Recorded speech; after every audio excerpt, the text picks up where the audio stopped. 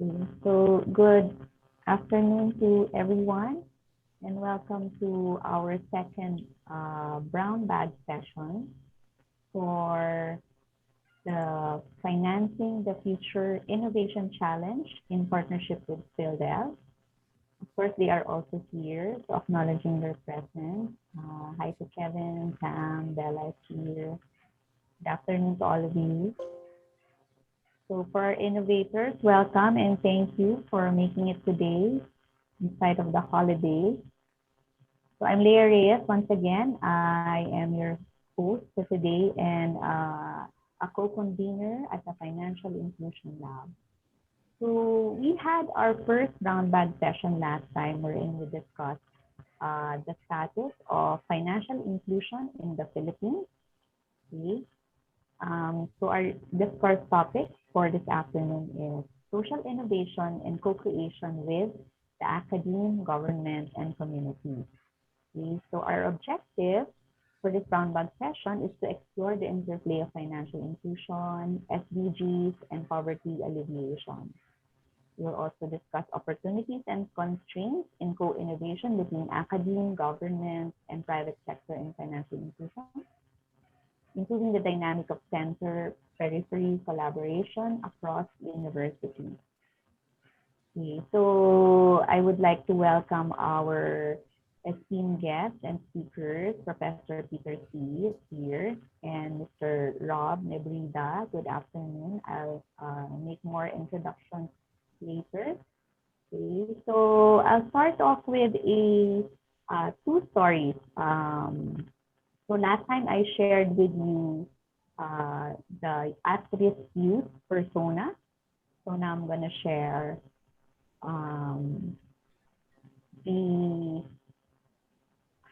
vendors from the informal sector and the fisher folk. I'm just going to share my screen.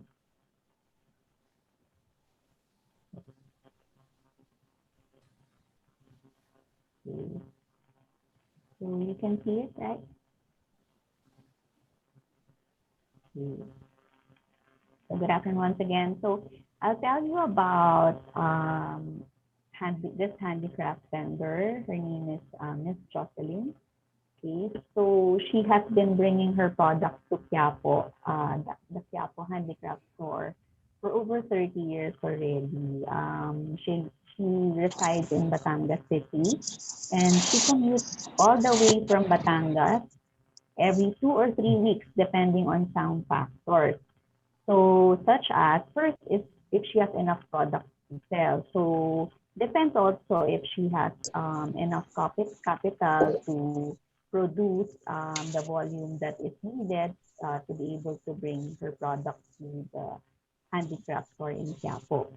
And then, of course, also depends if she has a buyer. So like this store behind us here, that's a regular buyer, although they have no contract or agreement or anything like that, but that's one of her regular buyers. But in case there's no regular buyer and she already has the product and she needs, of course, the money because they just roll it over for every 2 weeks or every month. So she would just gamble na lang and she would go to the handicraft store and go per store na lang in Quiapo and try to sell her product. So when that happens, syempre she's not assured of the price that she will get. So sometimes lugi, sometimes not. So in the past, her husband would go with her to the Quiapo handicraft store. Kaya lang they're getting old na and her husband is ill. So when we met her, siya na lang yung nagdadala ng produce. But I was wondering, I was thinking okay, so she's also getting old and sometimes she said she's also sick. She couldn't bring her product to Quiapo. What happens then if both of them are not able to bring their products anymore to sell? And then with the money they earn from selling the handicraft, they are able to set aside some capital for the next produce. But otherwise, if there's an emergency or sudden expense, then they have to borrow money. So they've also experienced borrowing capital from the bank. That's actually how they started. But as a general practice, they find that it is more convenient to borrow from informal lenders. So, yun, as a maybe as a social innovator, that's one thing that we can also think about and look at when they say it's more convenient to borrow from informal lenders. What does that really mean for our end user and this persona? Okay. I'll share another one. So this is a fisher folk, and he was a fisher folk for most of his life, and they live within the 10-meter danger zone of the coastal area, so which is of course supposedly not allowed. So the government offers them housing, but they don't want to leave their area because their boats are there. No one's gonna look after it, and it's too far from, of course, their livelihood. So they stay na lang, and they risk it. So apart from having the need to cope with the seasonality of income from fishing, they also need to deal with the effects of flooding on their livelihood, on their place. So that also, which also affects their livelihood. So they used to have an active association that allows them to access financial aid in times of their need. Pero that's no longer active. So what they do now is that they borrow money from the owner of the boat or from the mga stores, mga tindahan that usually lend money to them.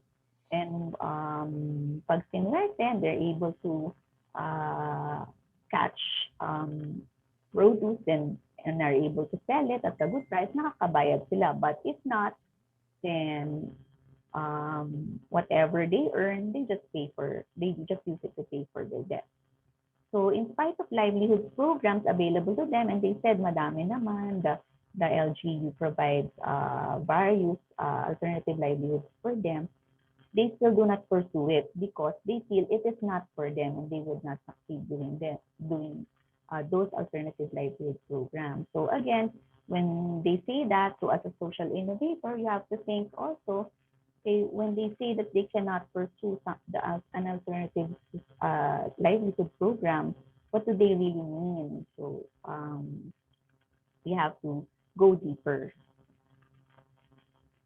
Okay. So all right, so those are just two personas, and I know by this time you're already halfway through your innovations, almost ready to pitch, I think, your innovations, but hopefully this will help firm up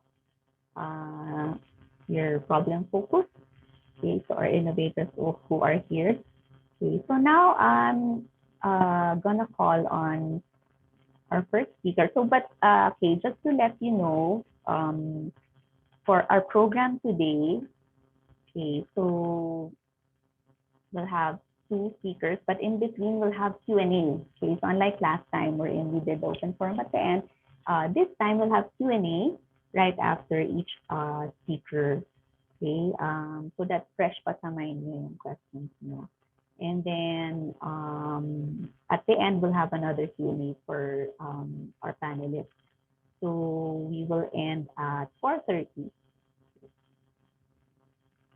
So for our first speaker, Professor Peter C. He is the co-founder of the Social Innovations Lab and associate professor at the UP Department of Philosophy. He chairs the Privacy Experts Group of the eHealth Initiative of the Department of Health and the Department of Science and Technology, as well as the UP Diliman Ad Hoc Committee on Open Data.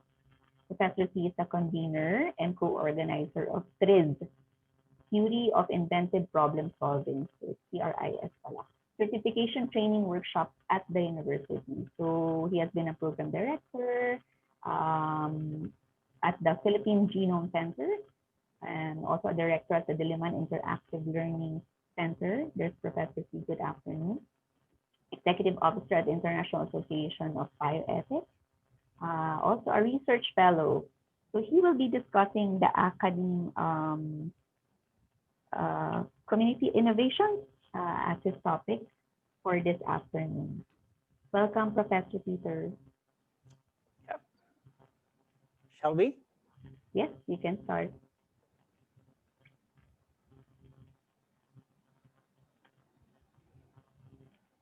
So I'm going to talk about university community social innovations just for 20 minutes. So I'm going to be fast, but feel free to jump in anytime. So I'd rather that you guys would interact with me as opposed to just me blabbing. Right? Okay. So uh, disclaimer, I don't represent the university. Ako po ay hamak na guru lang dito. No? So I will talk about university community innovation in light of my experience. So the overall context is that university is no longer the only or not the main producer of knowledge. Shifting knowledge now shifts from university to multiple centers. You have more multi-vocal scenario, research centers, uh, industrial labs, think tanks, consulting, these groups. But then I would say that university can still go to communities as laboratories, and this way you generate knowledge. No? For my university in particular, we have a public service mandate. We are supposed to be paid to go out to serve the community, Republic Act 9500. For SUCs, I understand many of you guys out there are students from SUCs. If you haven't read the fine print, you're supposed to pay back to the country. So we have a similar public mandate. There's also funding support from a university for community work. My work in Masbate is right now paid for by the university. We had a huge mobilization in Lopez Haina in Misamis some time ago, and they would do this from beach to the forest, from ecosystems approach, millions of pesos spent by university to do community work. And there are many more hard to account for this right now, but there are figures somewhere. But then university can really be doing frugal innovation, especially so that the funding we're supposed to be defunded already. So we have to be frugal. We have to make the most out of what we have. And I'll come back to that point later, what I mean by frugal innovation.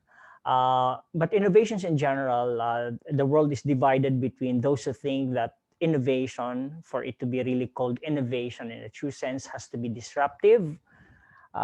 If that is really, it depends on what the amount of disruptions you want. But if it's so disruptive, I would say that I'm not an innovator. But you can also contrast that with a notion of innovation that's rather more linear, and that is not to innovation to some people. So you have research, more like bench work from your lab, science. Then you develop that, and then you bring that to market, right? Production. Um, the stats are not in that favor. Minority of innovations are done like this. You really have basic science and then scale it up to production and market.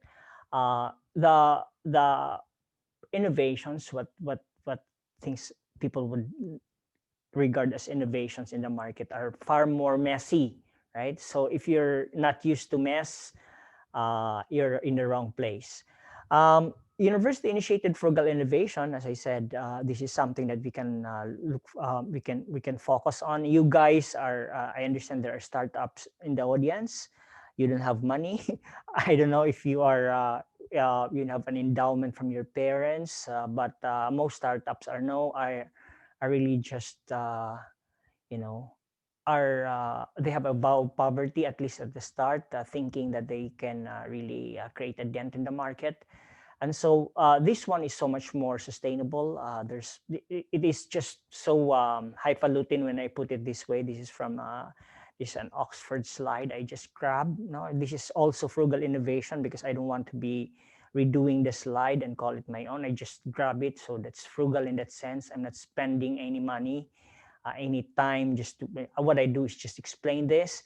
And so, but it's not a strange concept actually. So you must be familiar with PPEs, using acetate, PPE, recycling, or extending the life of your mask. This would be dubbed as frugal innovation. But what this really is about in the in some in the true sense is that there's high regard for cost, frugal as in tipid.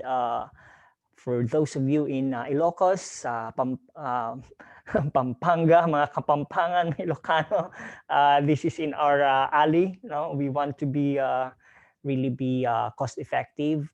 But then there's also the question of serviceability. You want to be able to scale this up at the same time, maintain quality, make this something that can be adapted on a wide scale. But most of all, it's really performance driven. So born out of needs, no?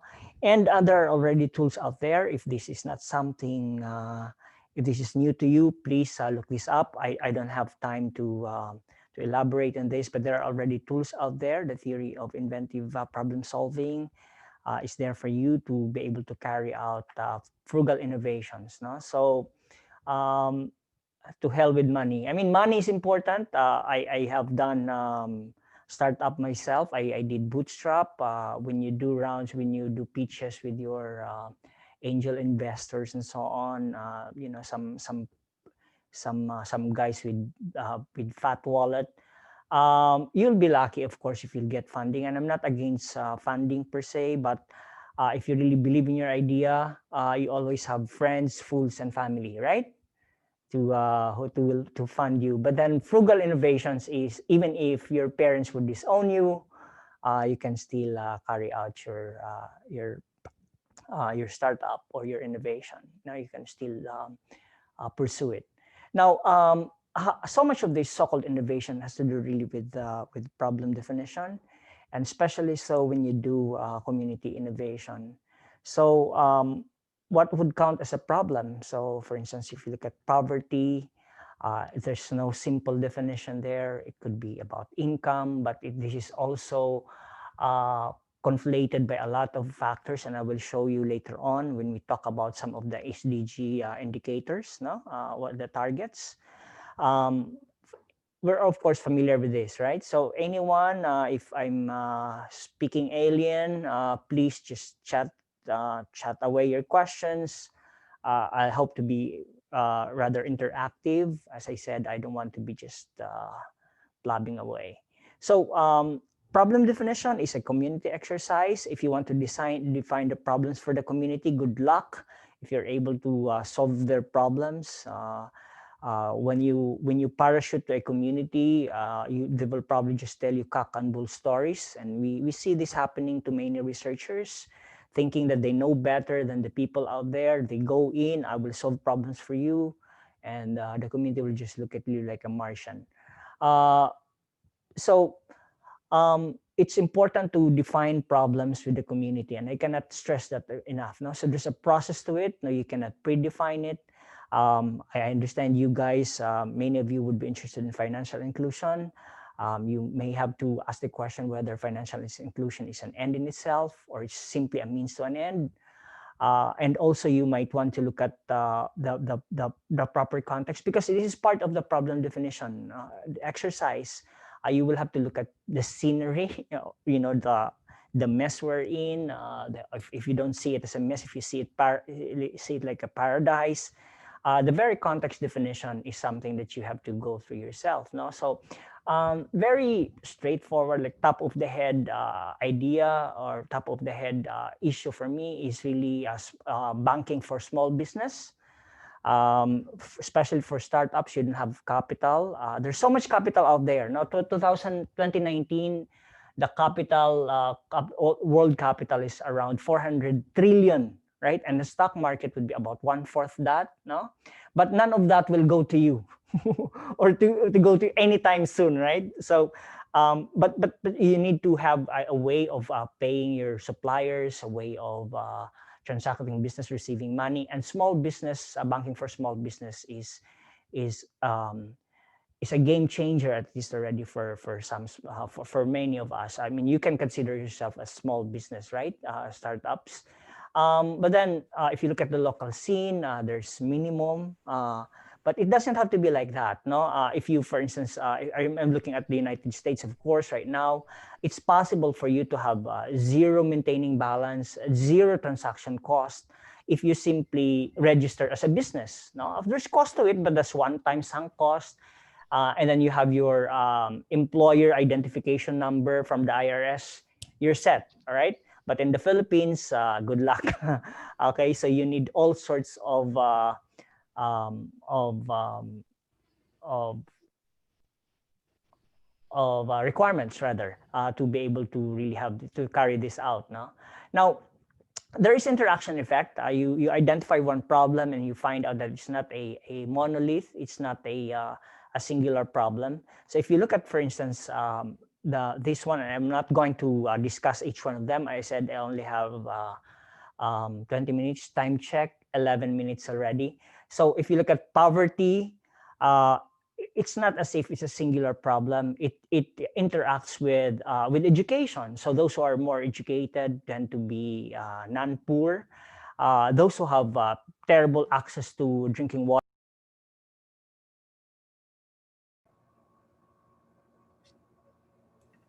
Oops, Professor C, you got muted for the past 20 seconds.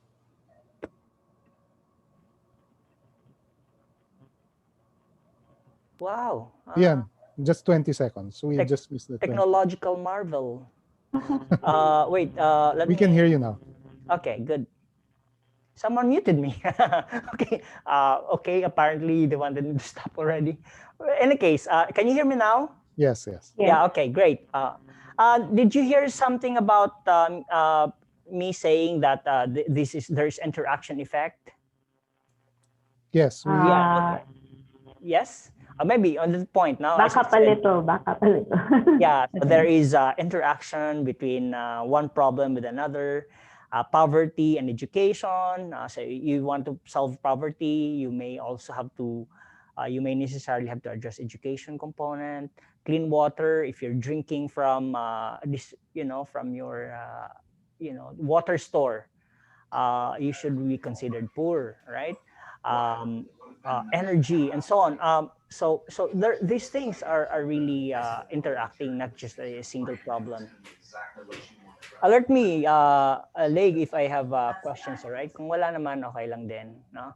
So, I think going into the community, right now, we have to think of the university as an innovator, frugal innovator, but more fundamentally, as an engager with a particular set of skills. No? Parang si Liam Neeson, no? Going in with a particular set of skills, at least for university people, they love to be driven by data, by information. And so the contrast really now has to do with a certain kind of logic. This is a more traditional way of driving innovation, uh, uh, more driven by managers, the Chandelier logic, you can look it up. I think the epitome of this kind of logic would be San Miguel, when San Miguel shifted from food production or to food as a food company to all sorts as a conglomerate, all sorts of interest in construction and so on, aviation. They were asked in an interview, what's your core competence? And San Miguel answered, oh, our core competence is management. So it's not a product, it's really the people. But in contrast to that, is really a community logic that is driven by information. And the more you remove the barriers to information, you reduce the constraints to having information, you can develop labor market, you can have more developers. And for you who are into IT, this is really your wheelhouse. And the idea is that if you go to the community and control this variable, the cost of acquiring information, of maintaining information, of being driven by data evidence, if you're able to master really that kind of magic, you'll be able to do community engagement more effectively. No, so I hope you startups will be thinking in terms of this kind of logic, community logic versus more expensive, more institutional traditional approach using the Chandlerian logic. All right, so talking about more institutional strategies as opposed to community-driven initiatives. No, so what do we mean by that? No, so in terms of community engagement, you would want to help improve the help-seeking behavior of people. Part of the reason that they are where they are, not to be condescending about this, is that uh, certain help-seeking behavior may be not attuned to processing information more efficiently. Some of them may not, as a force of habit, take their barangay captains to task, or wouldn't necessarily reach out to the SWD for help. And not just a buloy, right? So some people think it's about a buloy that can help. No doubt about it, but it could be about really access to information. So there could be certain aggregation of quality information, not fake news. Facebook can help certainly, but certain types of curation, not anti-vaxxers information. And that is kind of one important consideration when you do community engagement. You see this in Germany, and you can try this out because, as they say, data is the new oil. So we'll see that actually being implemented or happening in the community level. Probably people can start creating data cooperatives. No, we can see this. We can monetize this depending on our willingness to sell out to corporations maybe, but then more importantly for local consumption and to meet basic needs. No, and this is something that is exploratory at this point, but then at least in the Philippines, as this is something that we can advance further. No, we can advance. No, we need to be really proficient in the processing of data. We need data custodians, safety officers, to be able to carry out a community-driven analytics, data processing.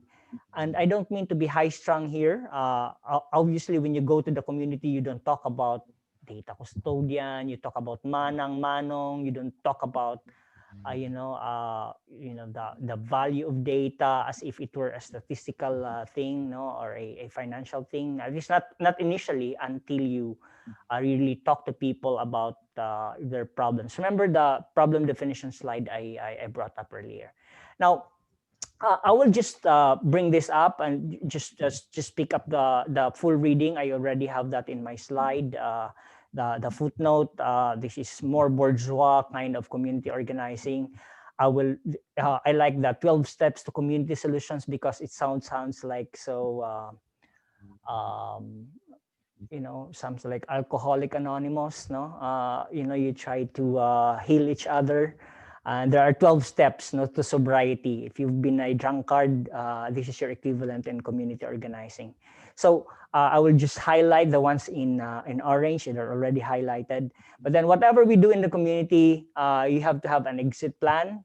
See if you're still needed, because you might be overstaying your welcome, no, in the community. If you're a startup doing community work, get the hell out of it, and after a certain time, you may have to disband unproductive services. You will have to see more community-focused venture capital, including government and private. And there's a way of mobilizing that kind of capital. For separate talk, I'm already left with only 1 minute. There has to be a conversation about national civic entrepreneurship, and maybe civil society and entrepreneurs getting together to really push innovation, in a more concentrated way and more coordinated way. The Philippines has a serious coordination problem, whether it's COVID or not. Also, the innovations community is seriously disparate and siloed in many cases. So we can do more on this. Financial, attitude, behavioral obstacles. I mentioned about banking. Performance, we need, when you go there, we have to have high expectations of ourselves. No, my challenge to my co-innovators that we should rush to commit genuine mistakes, no, not stupid mistakes. And this is really part of talking of performance. So I'll end here. I have 4 seconds left. Thank you very much. If you have questions, feel free to ask. Okay. Okay, thank you, Prof. P. Sorry to pressure you with the time. So, does anyone have any questions for Prof. Peter? Anything on your mind? Um, Maybe as you have been formulating your innovations, you have questions that hasn't been answered yet. Now is the time to bring it up. So don't be shy. Maybe I can start, Prof. Peter. You work with startups also. Am I correct? Yes, sir. Yes, ma'am. Okay. Okay. I have a So, startup. I'm no longer a startup because it's doing well. Relatively. okay. Okay. But you worked with other startups in the past. Could you tell us of maybe a success story or unsuccessful story of a startup that has applied the community logic that you were describing? How did it work or not work for them? Locally, this is an early articulation. I have yet to evangelize this. We'll see. I'm in a sense doing this for my e-library. I have failures. For instance, the deployments where I define, I say, oh, this is like the next best thing since sliced bread. I have a box. I will type it in there in the chat. Okay, so the chat, the library.ph. I distribute library eli boxes in communities. In places where I'm in a rush and say, oh, I have an Eli box. Please take this. This is the next best thing since sliced bread. That's when there's not much activity around it. But if I go through a process, really, teach them, help imagine what things could be like with the community as opposed to just me telling them it's good. That's where I hope if I have time I could show you some pictures where it's doing well right now in Masbate. But if I do a Chandlerian logic, it's almost always a failure. So I have many failures, because I thought I'm in a rush, but it shouldn't be in especially in my the problem I'm trying to solve. Peter, do you want to show pictures? It's okay. Wait, paano ba? Sige. Or it's not Siguro accessible right now. I'm yeah, sure absolutely. our innovators here would be interested to Okay, more so let me know more. let me just see if I can pull something very quickly, because I'm excited to show this around, because Yes, please. it's when people actually take it up as opposed to me doing it myself. No, so this is as recent as a few days ago. So this was in Masbate. We have a local group crossing rivers and mountains to bring Eli boxes to people. So maybe better if I just do this via Facebook because that's where people are. And I will, of course, violate the privacy of people who are doing this. So. It's a private group anyway. This is a private meeting. And Doc Elmer, do you have a question in mind? Yeah, I have a question while si Prof. Peter's pulling up his. What did you mean by the innovation ecosystem is fragmented in the Philippines? And well, that was partly intuitively what the Financial Inclusion Lab was trying to do. We're aware that there are around 100 state universities and colleges spread all over the country. There's at least one per province. And we were hoping that the Financial Inclusion Lab could become a shared platform for collaboration and innovation. So do you have any thoughts on that or ways forward so that we can defragment the innovation ecosystem, Prof. Peter? Wala po akong ano ngayon thoughts, no, kasi I think I'm part of the problem also. So there should be a platform for that, but I think it can be addressed in part by having performance prices for innovation. If you look at the proposal of if I may name drop a little bit, the Yale group on innovations in drugs, there is this prize money. If there is a problem, for instance, malaria, I will price it such that, okay, ganito yung premyo ko if you solve the malaria. There are certain metrics na isa-solve natin, right? So, who are the takers? And then you'll see the competition already among players.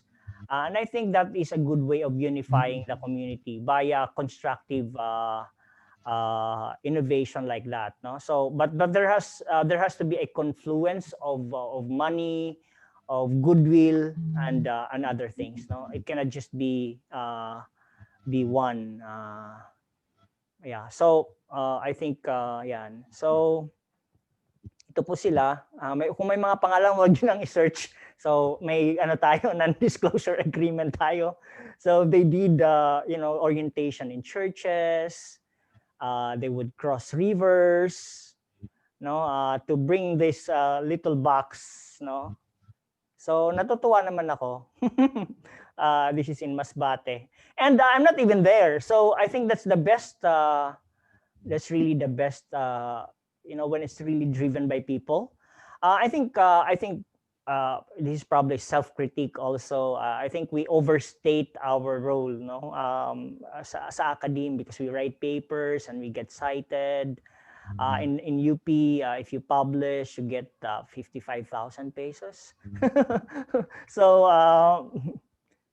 these things. So na-visualize na naman siguro, no? And then working with local, they will have sessions, naka-social distancing naman po, no? And then they will pull out their mobile devices later on. So working with DepEd, all these stakeholding exercises, sila po yan. Hindi po ako, no? Ano lang ako, bourgeois do-gooder, no? So yun po ang pinaggagawa nila doon. Mga nanay, really hoping that they would be able to help instruct their kids, no? So marami pa po yun. A few days, yung mga, it's ongoing, no? Tapos ito po yung ano namin, yung mga deployments sa ngayon. So if you zoom in, there's a big push in Bohol now by a private group, because I work with different groups, including yung mga Jesus people, no? If there are Jesus people in the audience, no problem. Religious groups, I work with them. So there's going to be a big push from Jesus people. It's probably a pejorative term in Bohol, but faith-based. Okay, so ito yung pinakamarami, no, dito, and it's continuing. So, yan. So, tingnan nyo lang po. Yeah. Prof.Peter, this is an e-live via a mobile platform. Yes po. Oo. Yung Okay, kaninang chat nilagay ko kanina. Oo. Oh, okay.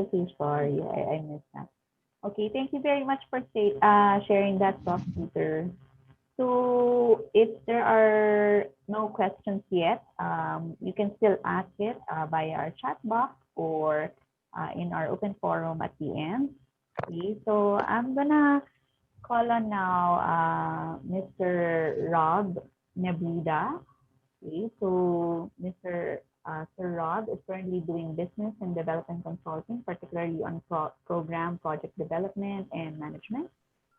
He has experience on working on a wide range of business and development concerns with government agencies, UN agencies, bilateral agencies, NGOs, cooperatives, and for-profit corporate entities. He served as executive director of 2 national NGOs and as board member in NGO coalitions. He is also a licensed agricultural and biosystems engineer and completed his master's programs at AIM, in Seed, and Lancaster University. So he will be discussing ways forward to financial inclusion and alleviation of poverty. Hi. Welcome. Yeah, thank you, Leah.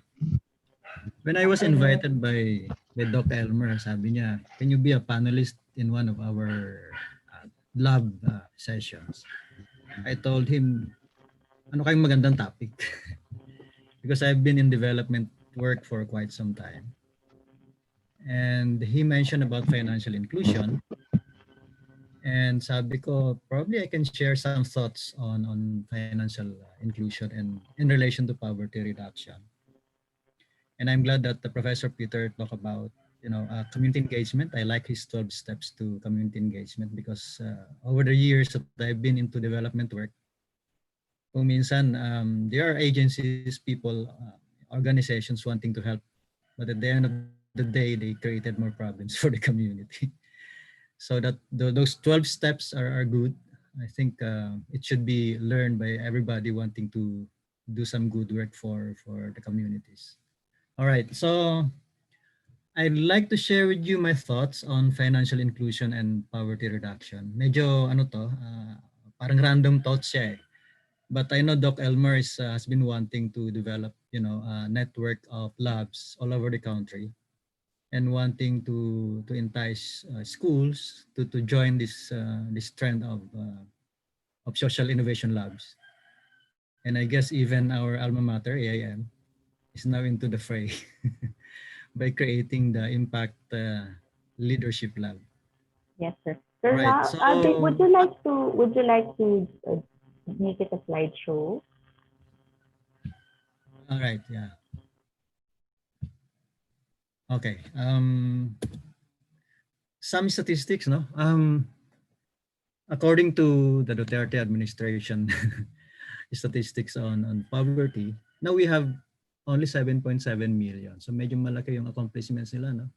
But still, this number is quite big. And there's a projection that because of the COVID, we expect to have additional 1.5 million poor Filipinos joining the group. And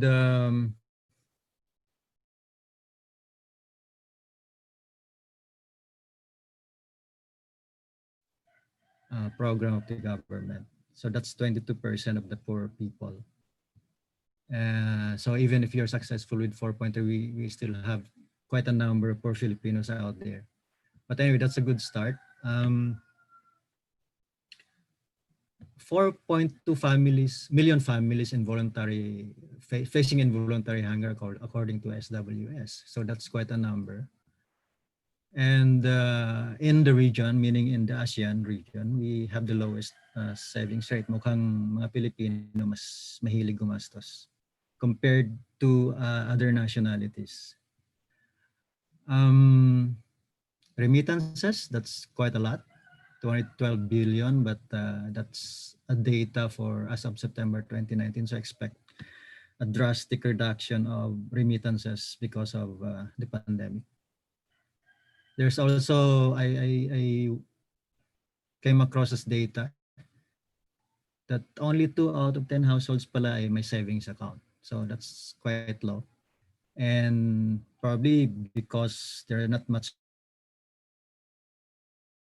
banks are so stringent such that people can't have access to any deposit or loan facilities. So you see almost half, more than 500,000 Filipinos, or almost 500,000 Filipinos have no bank account. So that's why you see the proliferation of many lending institutions. If you're in the NGO microfinance sector, you've seen NGOs doing microfinance all over. In terms of entrepreneurship, we have mostly in the country, we have more micro enterprises. That's 88% of the total registered businesses according to DTI. And that's only generating 2.6 million in terms of employment. So maraming walang ginagawa. No? In terms of financial technologies, nauuso rin itong fintech na to. There are tools in the market now Posible.net, ADEP ng UNDP, Discatech ng RCBC. But I came across a YouTube presentation that in China, they have a financial technology app that can process 500,000 plus information and came up with a loan approval in 8 seconds. So can you imagine that with the, sabi nga kanina ni Prof. Peter, data is now the new oil, no? So if China is into apps development and they can, manage to come up with so many apps, what's the picture as far as the Philippines is concerned? So yun yung parang naglalaro sa isip natin. All right, so I practically grew up in the barrios, no. So ang laging paradigm dito sa pera you earn then you spend. So you very seldom people have savings. So you see most people earn and spend, and the heart, which is savings, is forgotten. Or maybe they know some savings techniques, but mostly not in terms of cash, but in terms of other forms of assets. So bibili ng araro, bibili ng sprayer, bibili ng what have you that they can use in the farm. So cash is really a big issue as far as the communities is concerned. So then some development NGOs would encourage people to invest, and mainly because we also want to generate employment in the process. When I was with DTI, ito yung advocacy namin. We create micro enterprises or MCSEs, and then we help the communities also have some form of employment by transforming the raw material into something that is a good finished product for the market, as Leah showed earlier about the market vendors. So borrowing is a bit problematic because, as mentioned earlier, transaction costs. That's why people prefer to deal with informal lenders, the Bombays, and the 5-6 Filipinos also are fond of lending money, and then they get it as in-kind payment after the harvest. So malaki din yung, if you compute the interest rates, malaki din yung interest rate. All right. So lumalabas dito, there's a need for, if we really want to help the poor, there's a need to increase their literacy in terms of financial management. How do they manage their financials, no matter the amount is? So that's one challenge in the communities. All the more challenge is how do we teach them to invest?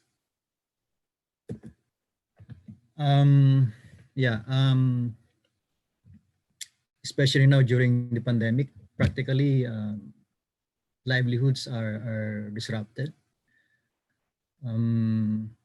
And this is exacerbated by the calamities in my community, in our village. People planted rice, and rice is very much dependent on water. And when they harvested just last month, you can hear farmers grumbling, and they're saying they were not even, that the earnings were not even enough to cover the expenses. So that's a very sad story for the farmers. Now, if we talk about financial inclusion, so what do we do? What shall government do now with the farmers at this time? In areas that were flooded, all the more they have a bigger problem because not only their croplands were destroyed, also their houses and other, and other means of livelihood. So as I said earlier, practically no savings. Kung may savings man sila, siguro yun yung gamit nila sa bahay. And then there are so many spending triggers and funnels everywhere, online and offline. Just last week, one Jollibee store opened up in our province here in La Union, and people seem to be very happy seeing a new Jollibee in one town. I was telling to myself, why are you so happy seeing Jollibee in your town? So because that's another, spending trigger for the people. And there's a new mall coming up here in La Union. And people seem to be happy seeing malls sprouting. But for me, I think it's not good because it will also, in effect, compete unfairly with local small businessmen. So now you have franchises coming over, and of course, those franchisees are not actually, ordinary people. These are the elite in the community who are able to secure a franchise. So if you have a small business, then you have to compete with these franchised businesses in terms of attracting, customers. Now on financial services, these people have practically no access except with the money lenders, informal money lenders. Otherwise, they have to turn to families, even their friends, because they are in the same situation. Their friends cannot be relied on to access financing, di ba? So they have to turn to dalawa lang, families or families abroad, or money lenders who can either lend them cash to buy some inputs, or to give them, loans in kind, so that they can, use that, and during harvest they have to pay. And literacy, financially, no, in terms of financial literacy, I would say it's low because there's so many triggers, as I've said. People, after doing hard day's task under the sun, under the rain, here comes San Miguel, Ginebra. So they have some coping sessions with their friends, and they spend a lot of money for alcohol and even for cigarette. So I don't know how we can change that behavior. They say it's just a way to, while the, to relax, and so that tomorrow you are ready again for a hard day's work. And then of course, predators, those who are around trying to entice them to enter into several schemes that supposedly help them earn some money. But in the end, this supposedly opportunities are problems in disguise. All right. So way forward, Elmer is promoting this inclusive financial, discussion. I would say this is a very good initiative.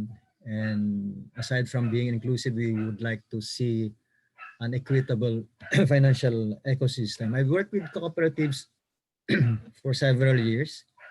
It's good. The only problem is that you can find very few cooperatives that are financially stable, and cooperatives that are managed well, such that most of the members of cooperatives are not actually the poorest of the poor. The poorest of the poor are not, most of them are not members of any organization. If they have an organization, it's only an organization that was just formed or formed by the government, so that they can be given, say for example, a tractor, a harvester. And mind you, those harvesters are so huge that those harvesters are not applicable to their own context, wherein they have very small land holdings. So that's also a problem. Again, that brings us back to the 12 steps of community engagement. So the government's giving them so many support that is expected to help them, but in the end, these facilities are a problem in the community. Um, so how do we create inclusive and equitable financial management system using the systems approach that will focus on the poorest of the poor? Um, I think we can start with the DSWD assisted beneficiaries. At DSWD, when I was there, we have two groups of people being assisted. The 4Ps, and these are mostly subsistence families. They are not adept at doing business, but they are adept at producing some things like, they have a backyard piggery. They plant crops, And another group is what we call as SLP assisted, the Sustainable Livelihood Program assisted. And these are groups who are more inclined to do business together.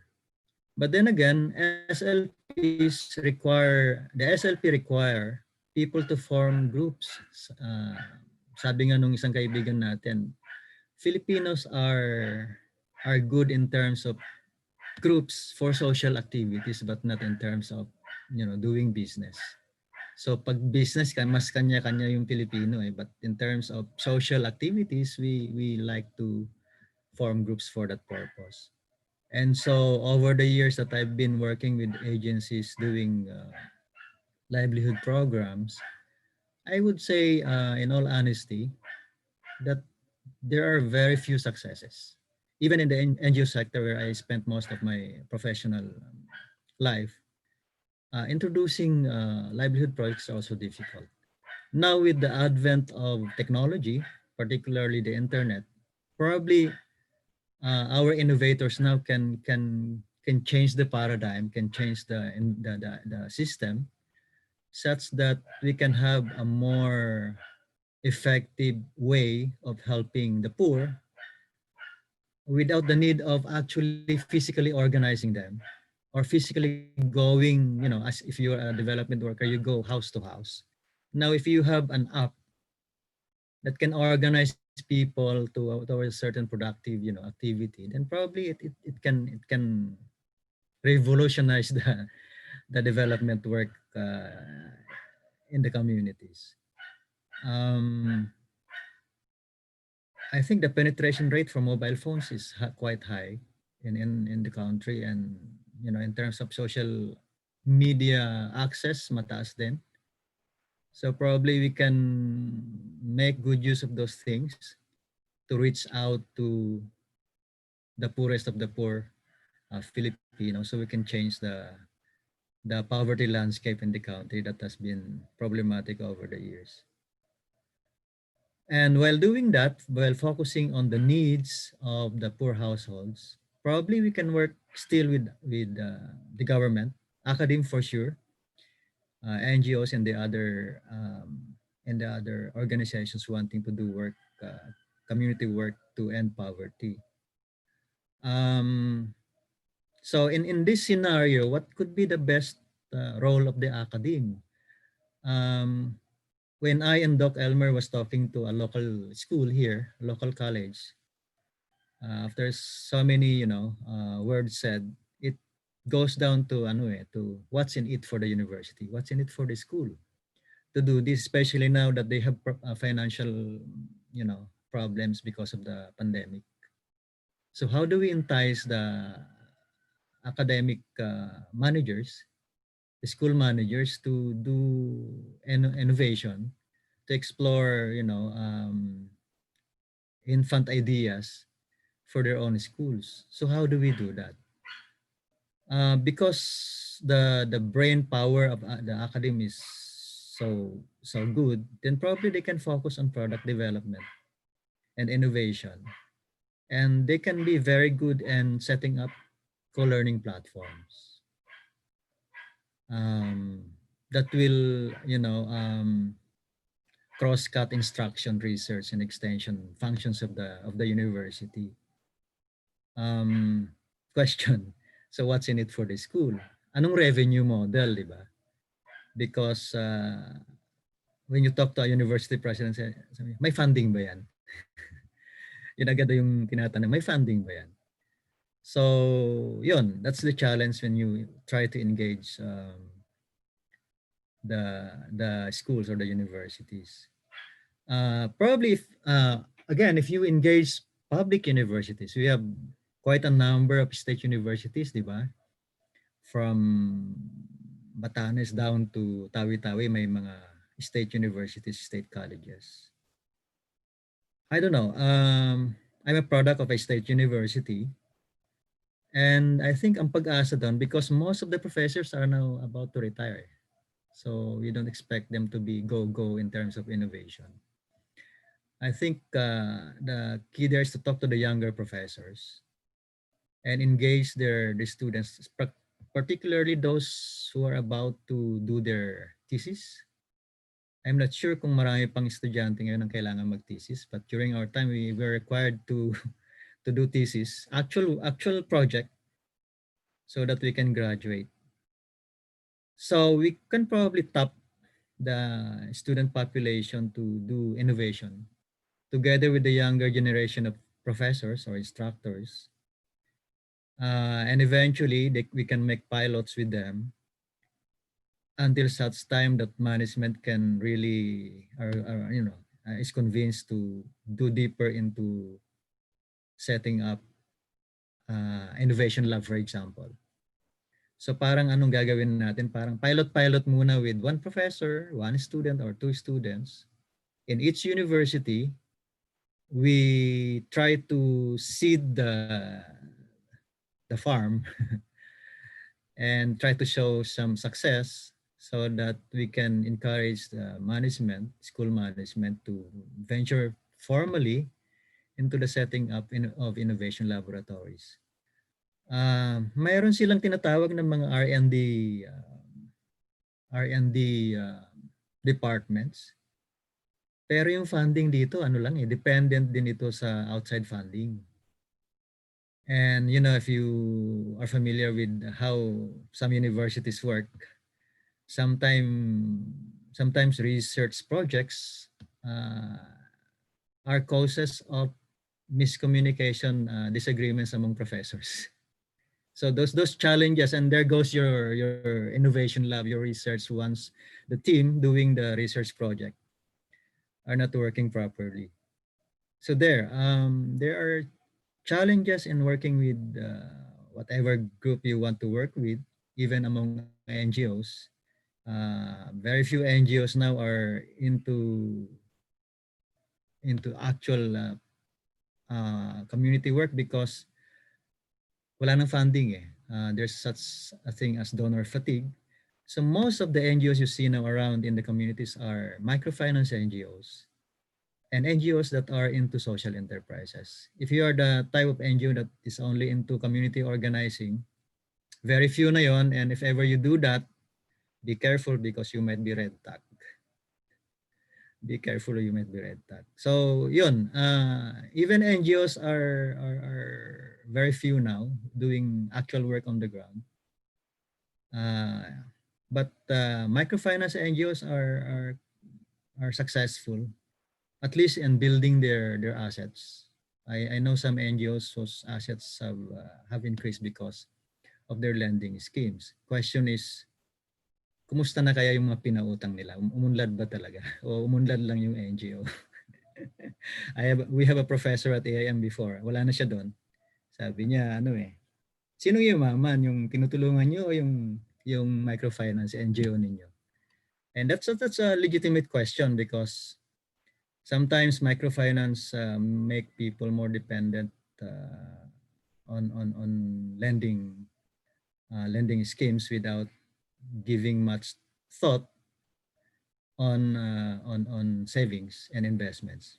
But now there are innovations. Mayroong ng NGOs ngayon, they even promote microfinance and microinsurance, which is good. Microinsurance, we need microinsurance because the risk that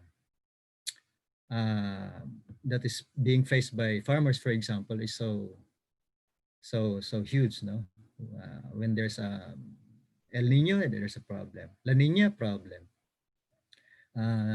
Market glut, problem. Smuggling, problem. And in my province now, you see along the roads, garlic and onions being peddled. And I wonder, saan kaya galing tong mga truck na na garlic and onion? Sino kayang nag-import nito? O in other words, sino kayang nag-smuggle nito? Kung smuggling man yun. So there's a lot of problem going on. And the bottom line is, how do we help, for example, small farmers, the vendors, the handicraft makers?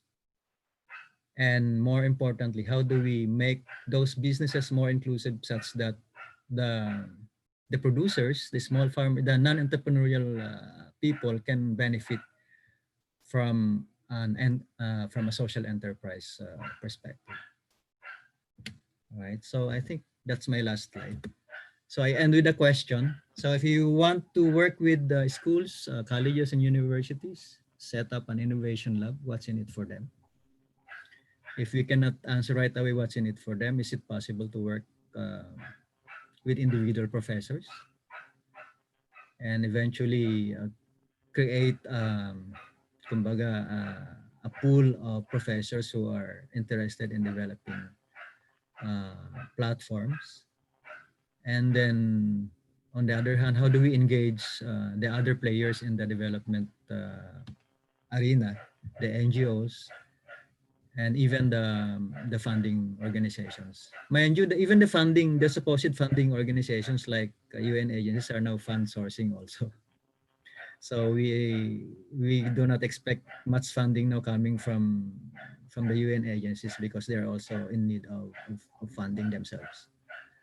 So we are left to other investors, social investors like the corporates. Um, the corporate foundations probably will be willing to help out if you can convince them that what you do will eventually redound to some sort of benefit also for the business. So there, I'll end with the question: how do we engage other stakeholders to pursue innovation for the poor, and some bits of ideas on how we can do it in a small way, and then eventually grow them up. Thank you. Thank you, Sir Rob. There was a comment actually earlier that lifestyle change is much harder to Yeah, address. Professor Peter said behavior change. Yeah, he mentioned Behavior behavior change change. or Yeah, lifestyle change. yeah. So, Sir Rob, do you think innovation in itself could address lifestyle change or behavior change? I think so. Nobody wanted to, in the early days, my generation wouldn't be, what's this, patient enough to tinker with a small gadget, right? But then you see even even seniors doing work in their own in their small cell phones, diba? So that's if you can call that a lifestyle change. So slowly people are adapting to change, provided it provides them something beneficial in return. So again, what's in it for them? So what's in it for them? So that they will change their behavior and sustain it. Okay. So, thank you very much, Sir Rob. Are there any questions from our students here, our innovators, or maybe Professor C? Would you like to add anything to what Sir Rob has presented? Wala na po. Baka may tanong lang talaga ang mga mas kailangan o mas nasa forefront. Yeah, so I'm inviting everyone now to ask you questions or even just thoughts.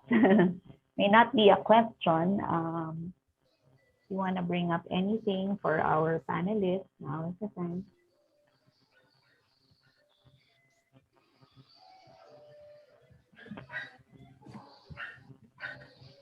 We are now open. Siguro Prof.Peter C. and Sir Rob Nebrida, you can also, because they're about to pitch their innovation. Although I think SkillDev is providing a lot of help in terms of preparing them. But after the pitch, and if you, let's say, make it or you don't make it, what happens after? What advice would you give to them? Yeah. Actually, I'm also an entrepreneur. I have a couple of startups, but this is for family business. Coming up with an idea is easy, di ba? Madaling magka-idea, yung dali eh. Making it work is the most difficult part. Pero ang pinaka-challenging din yung how to administer and sustain it. So, madaling magkumbinsi ng kasama na, okay, maganda ito, may opportunity, kikita to, di ba? Madali eh. But once you are there, once you have started the business, setting up the business, for me, personally, is easier than managing the business. Kasi when you manage the business, you have to deal with a lot of issues. Staffing, reputation, public relations, supplies, pricing, and so on. No, so that's the more challenging part. So if you have a good group or a partner, your partner should complement your skills, di ba? Kasi kung pare-parehas kayong strategic planners, parehas kayo planners, lahat kayo dreamers, may problema yung execution, di ba? So the key is in your team, there should be a complementation of skills. Of course, my visionary, my operations guy, my finance guy, di ba? So that's number one. Number two siguro, of course, I'm assuming that you have really identified the need, no, and you came up with a solution that you think will fly. Pangalawa siguro yung yung creating the team, no. Pangalawa yung relationship later on, kasi we have heard many partners breaking up, di ba? Nagkakahiwa-hiwalay marami, di ba? Yeah, even the multinational nagkakaroon ng gano'n. That happens, no? Kasi even family-owned businesses may misunderstanding. So I think that's also a difficult part to manage. When you are not in agreement with your business partner, the tendency is either you do it alone or he does it alone. I think key doon is your mindset ba? Na whatever happens, you pursue that good idea. Either alone kung di siya papayag or find another partner. Meaning, you have to persevere to make your idea work. Kasi una-una dyan, misunderstanding with your partners. Number three, yun na yung sustainability. You have to have a very good administrator. Probably you can do it, pero if you are an innovator, I'm assuming that you like ideas, di ba? If you are an innovator. So you have lots of babies going around, and it's impossible for you to be managing the day-to-day affairs of that venture. So yun, kailangan mo talaga ng administrator. Thank you very much, Sir Rob. Very good advice. Prof.Peter, please. Okay na po yun. Thumbs up. Man of a few words, sir. Ay, sa akin na lagi akong nagbibiro sa mga kasama kong startup kasi nawawala na sila. So ang almost motherhood joke ko lagi na number one rule of startup, kasi maraming sinasabi. Sabi ko number one rule of startup do not die. So marami ka talagang pivot na gagawin. Tapos definition of the problem, napaka-importante po yun. Napaka-importante sa buhay natin as innovators ay meron tayong pains na ina-address.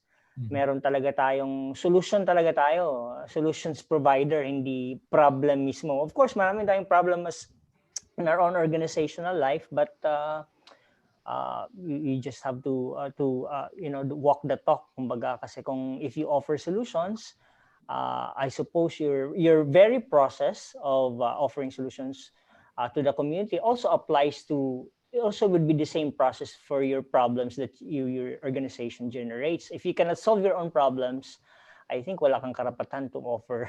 I mean, it's not a perfect world, but then yun na nga, I think yung process mo na going out should also be internally driven, no?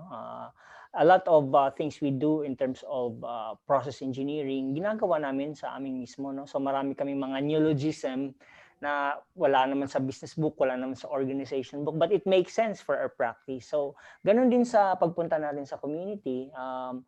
So much of the insights, so much of the things we do, fresh approaches, we're actually partly driven by community problems or what's out there, no? Sana hindi ganun ka-motherhood sa mga innovators dyan. Yeah. Okay. So, actually, I have one question for the two of you. I'm also an innovator myself. We have a startup. It's a fintech platform. Okay, so but in our case, syempre we see it for the long haul eh. Parang it's I mean, early on, we've already said to ourselves na mahabang ano to, mahabang biyahe to. So, but this is the irony lang of that, Prof. Peter and Sir Rob. Maybe you can comment. Kasi some will say naman, if hindi nakikita ng investor na you are full-time in your startup, in your innovation, na talagang hindi ka natutulog, you're focusing on your innovation, they will not invest in you. Pero at the same time, you have mentioned earlier, it's easy to create the idea, but then you don't have funds, diba? To continue, you're always looking for funds, diba? So while you're looking for funds, you're doing something else kasi kailangan mo rin. I mean, you have to go on also. So how do you marry those two things, di ba? Kasi you won't get funding if hindi nakikita ng investor you're full-time doing what you're doing. But since wala kang funds, you also have to manage, no? Expectations of, di ba, of yourself, of the team, ganyan. So what could you say about that? Si Prof muna. Prof, ikaw kasi sabi mo marami ka ng mistakes and lessons, I'm sure. So sabi ko nga we should really rush to commit real mistakes, no? There are stupid mistakes and unfortunately the mistakes I've committed have only been stupid mistakes, no? Nothing real mistake. I mean, I make a distinction kasi na parang halimbawa ang real mistake is that your idea is really something that just dwells in your head and there's really no correspondence at all with the objective world. So I think that would be a real mistake. A stupid mistake is that, you have problems with your cash flow. Ganun. So, tapos you make certain moves na deplete yung cash flow mo and all. But then, yung stupid mistakes you can create workarounds, and that's what we've been doing so far. So tapos and it's always about building that runway because you're hoping that your idea is going to take off, and so the bigger the plane is, the longer the runway is. So ganun yung life namin as an organization. The reason na hindi ako nag full-time kasi mahal ko ang pagtuturo. As corny as that. I really like... I believe you, Prof. I really like the university life. Tapos wala naman akong problema also working for the company, other people. I think yung pag-identify mo ng mga tao, I think that's really essential to the life of the organization. Mahanap mo yung the one or the ones na maniniwala sa iyo. They could be fools, but then makikita naman yung sincerity mo at saka transparent ka. So part yun is really interaction with those people. We started as laro-laro lang, sometime mid mga 2014, 2015, gano'n, laro-laro lang. Turns out na right now, I'm already thinking about retirement of my people kasi, mag-aasawa na yung mga yon, so you cannot just, let loose, parang hayaan mo lang. So mga ganito. Sa tingin ko, more on those challenges. Tapos, syempre, yung strategic thinking, importante yun. Di ba dapat hindi pwede? So, mga anong bagay? So, the short answer is, marami kang hanap na workaround para makuha mo yung possibly best of both or multiple worlds, no?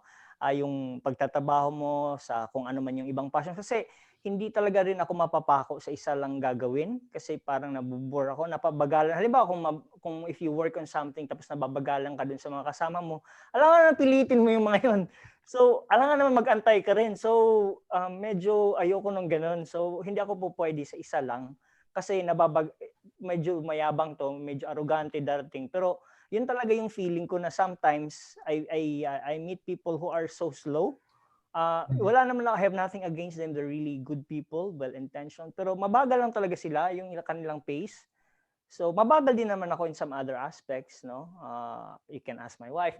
But yung sa ibang bagay, so kaya kailangan kong mag-juggle talaga like teaching and doing other things. Yeah. Thank you, Prof. Peter. So, Sir Rob. Yeah, mahirap nang i-balance yung ano, no? Like, kung mayroon kang employment, di ba? And then you have this idea, for example, business, no? Okay, if your employment is related dun sa pag-set up ng mga innovation projects, no? However, if you are doing another kind of job and at the same time you have another type of activity that is related more to setting up, for example, a business venture, malaki siyang challenge. Kasi if you look at successful entrepreneurs, di ba, presence is very important. Consistency, presence, consistency, perseverance. Those are key ingredients for the successful big entrepreneurs. Sa experience ko, mahirap talaga siya. Siguro, meron akong mga sinet up na small businesses, micro. Maswerte lang ako at si Mrs. matyagang sumunod dun sa mga ginawa ko. Otherwise, sarado na rin yung mga yun. So, key is, sabi nga ni Prof, kailangan mo mag-identify ng ano, yung makakasama. But at the infancy stage, tama si Leia, kung hindi nakikita ng prospective investors na wala naman parang naglalaro naman yung proponent. Marami naman siyang ibang ginagawa.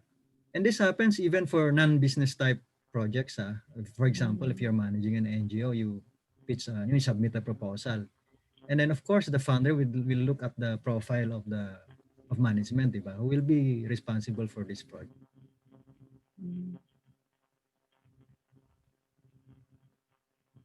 Sir Rob, yeah. So yun, so dedication, presence, consistency are very important elements if you are starting up. Kasi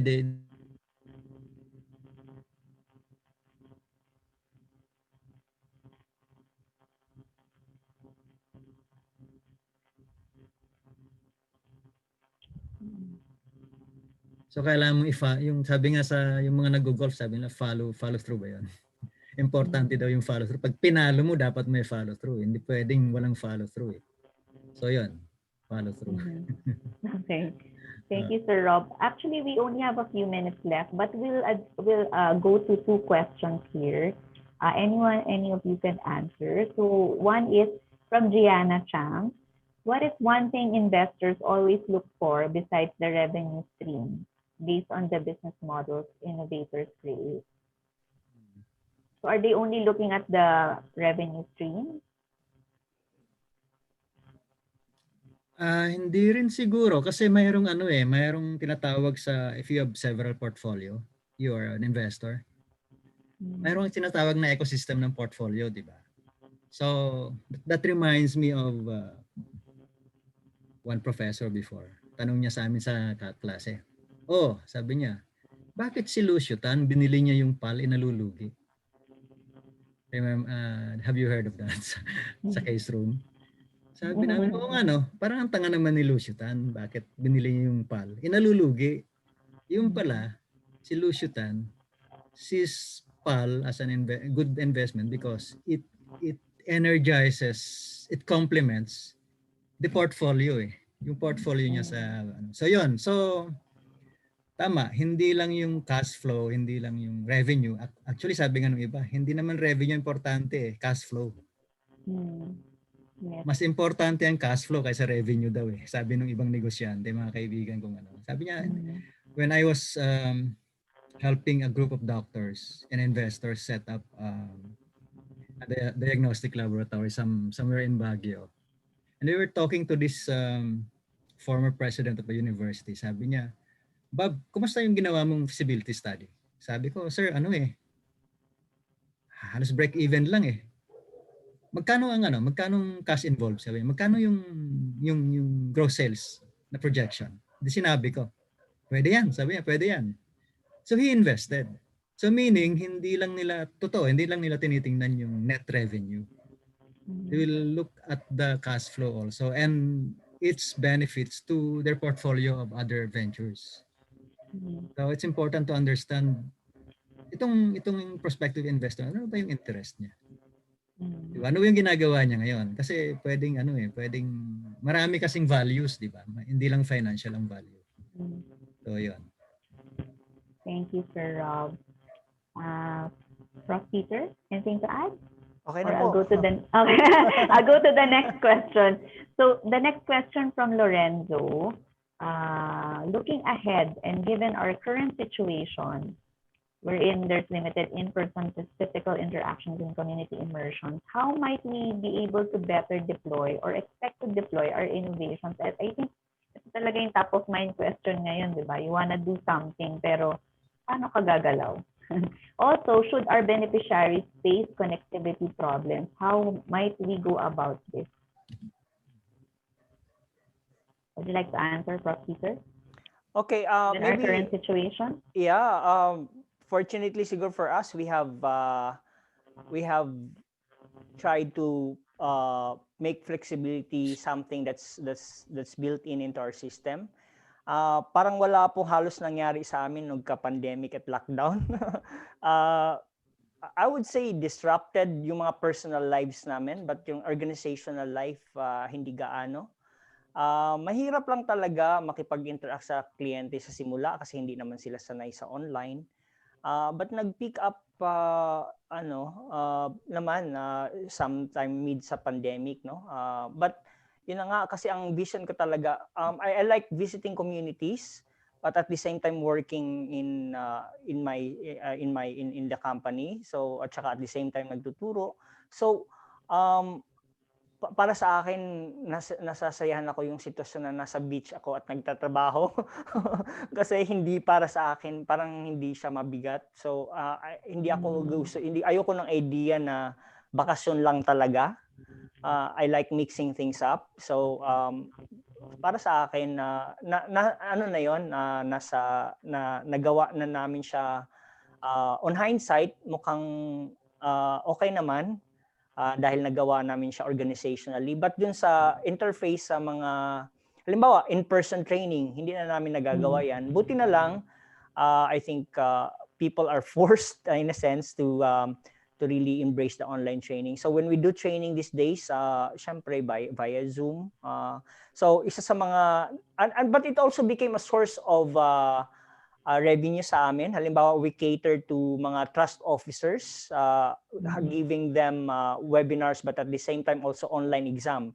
We have a proctoring system that ensures that people do not cheat while having exams online. So, nagkaroon siyang opportunity for us to have revenue that way. So, depende sa beneficiaries or depende sa partners, no? Kasi yun nga parang naging naging source of revenue namin yung ganung dahil nagkaroon kami ng magdagdag ng services doon sa aming company. Okay, thank you, Prof. Peter. So actually, we're in very good time, and that ends our brown bag session for today. But I'd like to ask Sam, do you have any reminders for that you want to announce before we end? Sam, are you here? No reminders, I guess. Okay, so with that, I would like to thank our panelists once again, Sir Rob Nebrida and Professor Peter for being here with us and sharing your actual experiences on the ground, and also being able to, give a glimpse of what it would be after you think of your innovation. What comes after? How do you pursue and persevere?